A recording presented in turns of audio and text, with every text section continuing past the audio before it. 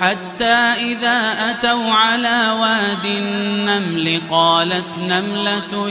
يا أيها النمل ادخلوا مساكنكم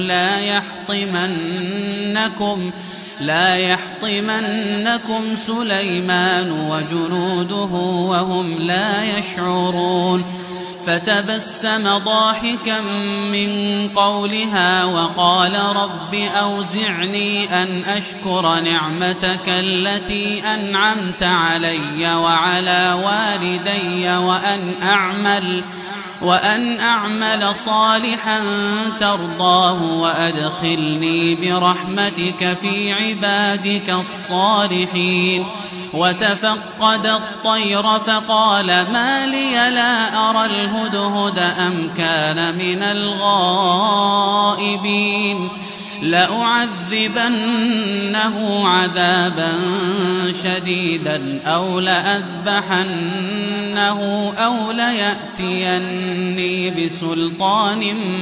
مبين فمكث غير بعيد